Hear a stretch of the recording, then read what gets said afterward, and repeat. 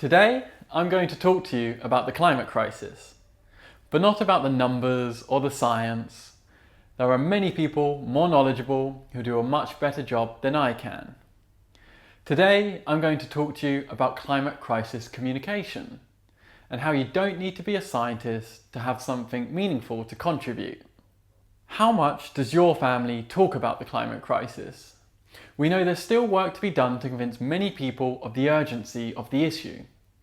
Even people in the thick of the extreme weather events don't know the climate crisis is real, or that it is only going to cause them increasingly bigger problems as time passes. But today I'm going to tell you about communicating the climate crisis in a way that truly resonates with people. I always enjoyed science at school, but unfortunately I wasn't particularly good at it. When I left college with somewhat average grades, I decided I needed to study something I was passionate about. So I went to university to study music.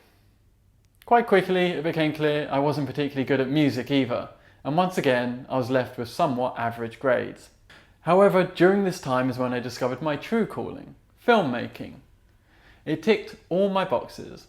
There was a technical element to it, like understanding light and how to use a variety of electronic equipment, a creative element in capturing and piecing together various shots to create something of my own, and I was even able to connect it to music by filming bands and music events, the kind I was already paying money to attend. Life was good, but still something was missing. I've always had an interest in the natural world, but never pursued it with any conviction. But at this point in my life, and watching many videos on YouTube that rang the climate emergency alarm, I felt I needed to get involved myself. Documentary filmmaking was the obvious choice. It turns out that making films about climate crisis is actually quite hard. Getting the masses to care about and pay attention to the science is really hard, and inspiring those people to take action is even harder. So back to my story. I decided I wanted to make documentaries about the climate crisis, as I thought this was the best way I could leverage my skill set to find meaningful purpose and passion. But at this time I was completely inexperienced in documentary filmmaking and felt naive to believe I could contribute to solving one of the most, if not the most, complicated issues of our time. In June 2019, I read an article about a 1,000-year-old monastery in Nepal that was in danger of being washed away by floods caused by melting glaciers. It was a fascinating, although troubling read that piqued the urgency in me. Not only were a community in danger, but a place of deep cultural significance was at risk of being wiped off the planet. On the 10th of June, after finding the author of the article on Instagram and reading her feed, I sent the following message to her.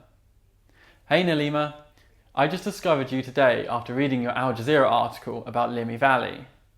I found the article fascinating and then got completely absorbed by your Instagram. It's reassuring to know I'm not the only person who's having a bit of an existential crisis and a feeling of unfulfillment. On my way to figuring all that out though, and it seems you are too, which is the important thing. Followed by a few comments and questions about her article, and ending with, I look forward to following your journey. Her reply was, hi, travelling right now, but let's chat later. 2 months passed with no reply. Then after a couple of gentle reminders, I was waiting for a response and a few frank replies stating she was either really busy or feeling really lazy, we had a video call and discussed our thoughts on the climate crisis. It was so refreshing to speak to somebody who felt the same urgency I did, and inspiring to listen to someone who had such a strong understanding of the issues. Before I knew it, I was on a flight to Nepal to meet up with Nalima. Now we had to figure out what we were actually going to do. Do we create high-level scientific climate crisis explainer videos? Do we film the melting glaciers in the Himalayas? Do we create new style videos giving an overview of climate crisis issues in Nepal? We knew we wanted to make films that really resonated with our audience. Not just an audience in the global north, but a film that people might care about globally. So how do you do that? My answer is by focusing on the human cost of the climate crisis, by putting faces in front of the images of carbon spewing industry, melting glaciers and polar bears, with personal stories that the audience can deeply relate to, with real characters that remind us of ourselves, that remind us of our common humanity, Nalima and I decided we would make a documentary intertwining these human stories with expert interviews. We wanted to captivate the audience with relatable characters, surrounded by commentary from the most knowledgeable experts to leave our viewers better informed.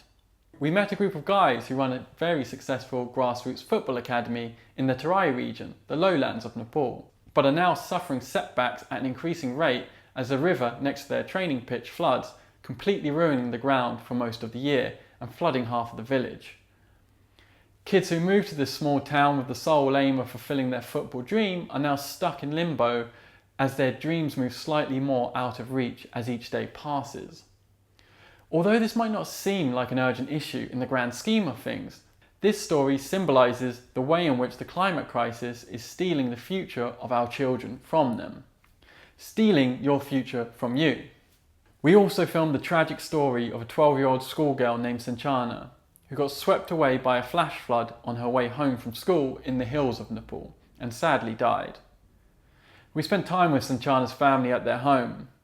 The grandma told us how she was completely helpless as she watched Sanchana lose her footing while she walked along the road that was overwhelmed by water due to unprecedented heavy rainfall in that region.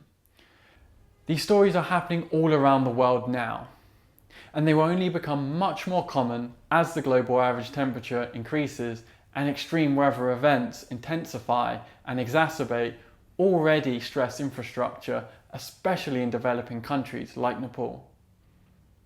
Focusing on the human impact highlights another important aspect of the climate crisis: climate justice. As we see the faces of the people who are most affected, we start to see they are from developing countries, where average emissions are much lower than developed countries. These are the people who are the least responsible, but unfortunately the ones that will suffer the most. Now, you're probably fed up of hearing all this doom and gloom, as I know I am, but focusing on the human side doesn't mean all your stories have to be about pain and suffering. Luckily, there are many truly inspirational people who are doing their bit in the fight against the climate crisis. This is Shreya. She's a young climate activist and environmental science undergraduate from Nepal who we interviewed for our documentary. She talked passionately and eloquently about climate justice and also gave a personal perspective on why she has dedicated so much of her life to the cause. Like many truly inspiring young people, she is able to create the much needed sense of urgency and has mobilised many others in her community and beyond. This is David. After becoming disillusioned with life in Amsterdam, he took a chance and bought 20 hectares of rainforest in Costa Rica.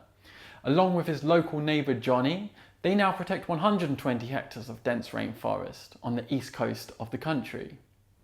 Through caring for the rainforest, David now feels a sense of purpose and fulfillment that he had been searching for most of his life. Being surrounded by such diverse nature and living a sustainable lifestyle has significantly improved his mental health, and the huge wealth of biodiversity living there is protected from being converted into monoculture tree plantations. Stories like these show how adapting to the climate crisis doesn't need to be seen as a great sacrifice, but rather a huge opportunity to live in a planet with less suffering, injustice, and destruction.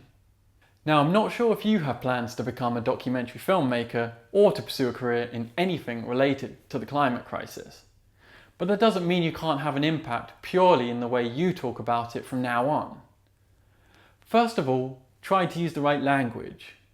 You may have noticed myself and others choose to refer to it as climate crisis and climate emergency rather than climate change. This is because these phrases communicate the severity of the situation better. The climate isn't just changing slightly, but it is destroying the planet as we know it, throwing ecosystems out of balance and sending us on a trajectory to a planet that will be unable to support our current way of life for much longer. Inform your friends and family about the human cost of the climate crisis. Rather than telling them the glaciers are melting, focus on the villages, the towns, the cities that suffer floods due to the increasing water flow and the impact that has on human life. Seek these stories and learn what resonates with the people in your community. The story about David, who took a chance and moved to Costa Rica, resonated with many of my friends and family in the UK because it was the kind of dream they may have considered for a split second. Another story I filmed last year in your beautiful state of Kerala about Shaji, a fisherman, resonated with my friends and family in South India as it was closer to home for them. There are many ways you can make your voice heard, and often it has nothing to do with being vocal at all. It's important to think about your skill set. How are you best equipped to contribute? What specific climate crisis issues are important to you? Who in your community can you communicate this to? Maybe you're an artist. You can create art inspired by what our thriving future planet might look like. Maybe you want to be a lawyer. You can specialise in environmental law and protect communities that are having their land stolen from them. Maybe you're good at organising. Then collaborating with activists and mobilising your community might be the best way you can have an impact. Find people whose skill sets complement yours. I'm lucky to be collaborating with Nalima, as her vast experience as a journalist and storyteller complements my filmmaking and visual storytelling skills. Making documentary films about the climate crisis has given me a sense of purpose and fulfillment that I had been looking for most of my life. Before, I felt overwhelmed by the issue and I couldn't even see the point in trying. But now that I have met others that feel the same way I do, I have a strong sense of optimism and am inspired to continue. Our film focusing on the human cost of the climate crisis in Nepal will be finished by the end of the year, and I can't wait to share it with you. The journey throughout making this film has been challenging, complex, and sometimes heartbreaking, but still unbelievably rewarding. We have so much to gain from climate action.